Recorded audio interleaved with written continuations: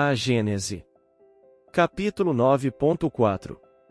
Revoluções periódicas. 6. Além do seu movimento anual em torno do Sol, origem das estações, do seu movimento de rotação sobre si mesmo em 24 horas, origem do dia e da noite, tem a Terra um terceiro movimento que se completa em cerca de 25.000 anos, ou, mais exatamente, em 25.868 anos, e que produz o fenômeno denominado, em astronomia, precessão dos equinócios, capítulo 5, item 11.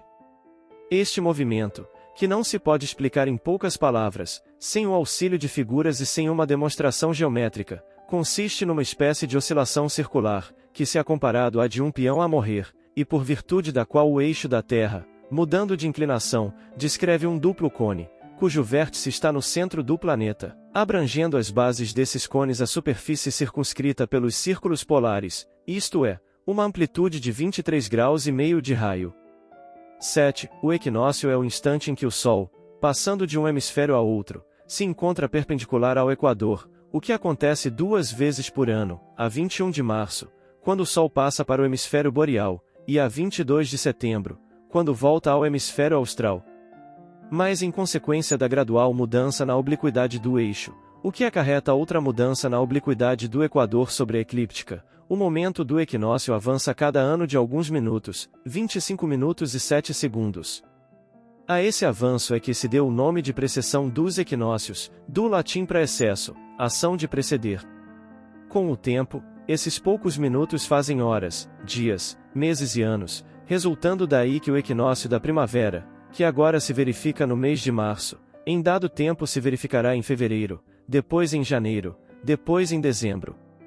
Então o mês de dezembro terá a temperatura de março e março a de junho e assim por diante, até que, voltando ao mês de março, as coisas se encontrarão de novo no estado atual, o que se dará ao cabo de 25.868 anos, para recomeçar indefinidamente a mesma revolução. Nota de Allan Kardec: a precessão dos equinócios ocasiona outra mudança, a que se opera na posição dos signos do zodíaco. Girando a Terra ao derredor do Sol em um ano, à medida que ela avança, o Sol, cada mês, se encontra diante de uma constelação. Estas são em número de 12, a saber, o Carneiro, o Touro, os Gêmeos, o Câncer, o Leão, a Virgem, a Balança, o Escorpião, o Sagitário, o Capricórnio, o Aquário e os Peixes. São chamadas constelações zodiacais, ou signos do zodíaco, e formam um círculo no plano do equador terrestre. Conforme o mês do nascimento de um indivíduo dizia-se que ele nascerá sob tal ou tal signo, daí os prognósticos da astrologia. Mas, em virtude da precessão dos equinócios, acontece que os meses já não correspondem às mesmas constelações. Um que nasça no mês de julho já não está no signo do Leão, porém, no do Câncer. Cai assim a ideia supersticiosa da influência dos signos. Capítulo 5, item 12.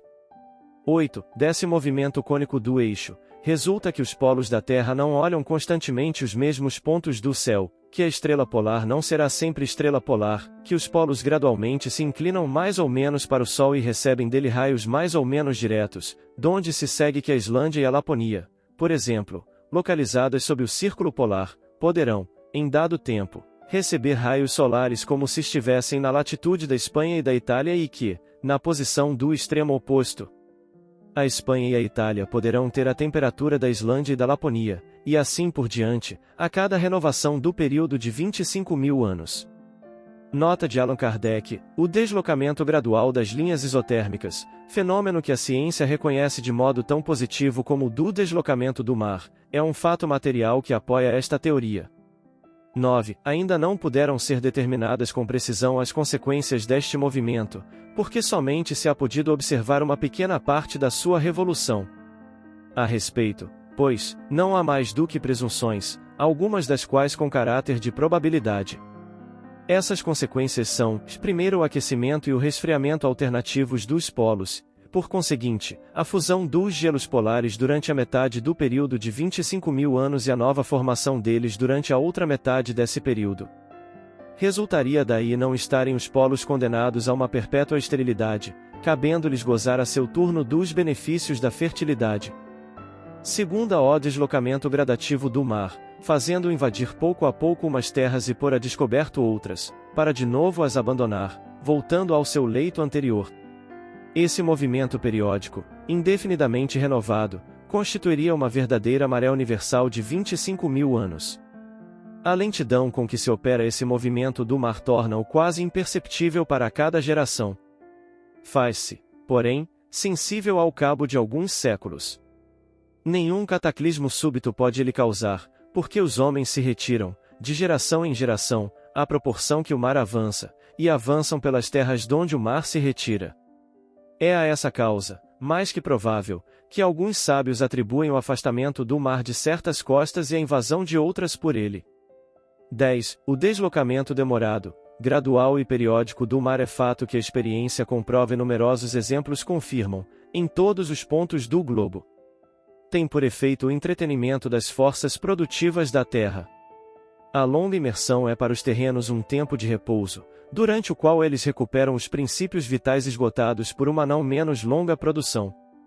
Os imensos depósitos de matérias orgânicas, formados pela permanência das águas durante séculos e séculos, são adubações naturais, periodicamente renovadas, e as gerações se sucedem sem se aperceberem de tais mudanças. Nota de Allan Kardec: entre os fatos mais recentes que provam o deslocamento do mar, podem citar-se estes: no Golfo da Gasconha ou Golfo de Biscaia, separa a costa oeste da França da costa norte da Espanha, entre o Velho Soulac e a Torre de Córdoa. Quando o mar está calmo, percebe-se no fundo da água trechos de muralha, são os restos da antiga e grande cidade de Nove Magus, invadida pelas ondas em 580. O rochedo de Córdoa, que se achava então ligado à margem, está agora a 12 quilômetros.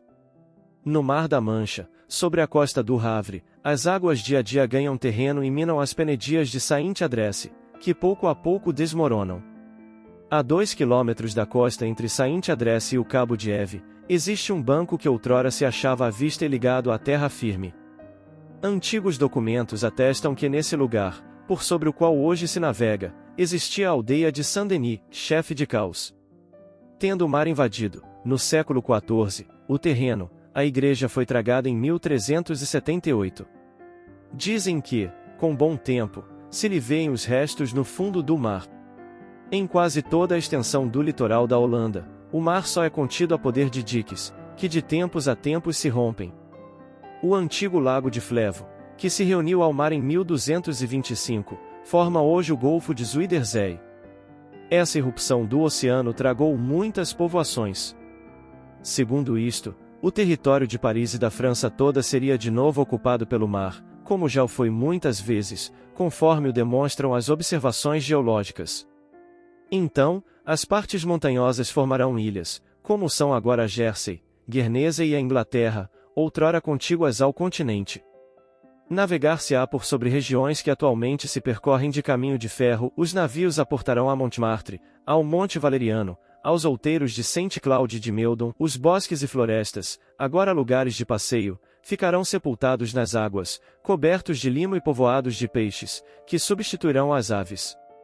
O dilúvio bíblico não pode ter tido essa causa, pois que foi repentina a invasão das águas e de curta duração a permanência delas, ao passo que, de outro modo, essa permanência houvera sido de muitos milhares de anos e ainda duraria, sem que os homens dessem por isso.